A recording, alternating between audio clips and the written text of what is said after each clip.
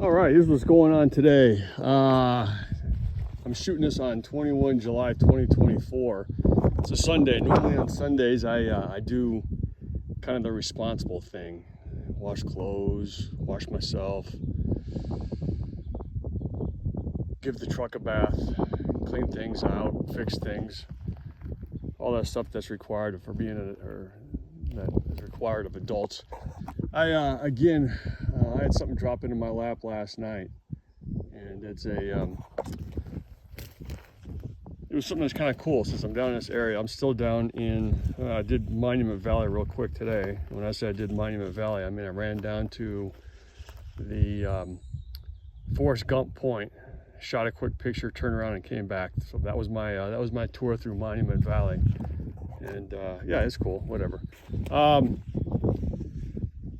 And then I started looking at my maps again and online, and I realized that as I headed towards Bluff and Blanding and started head north, that there was a couple more ruins that are little known, basically just being passed from one group to another on the internet. And there was one that's just south of Bluff called 17 Rooms Ruin. Sometimes it's called 16 House Ruins. Sometimes it's called 16 Room House. You get the point. Basically, there's a debate between archaeologists as far as what constitutes a room. So for the sake of this video, we're going to call it 17 Rooms Ruin. How about that? Let's settle on that. It's a hike to get here, as is all the cool stuff. Dirt roads, Jeep trails, out of the way, no signage, nothing like that. But anyway, here's where we are. This one here faces north, which is kind of rare with ruins, and I'll tell you why here in a second. But as I pan across here, you can see underneath this humongous freaking alcove. It's almost like an arena. And I'll zoom in. As you can see, right at the base of where the alcove meets the rest of the cliff, you can see right along here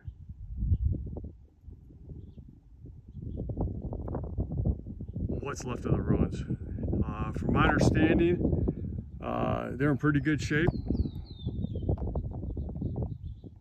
But anyway, the thing about this one here is it faces north.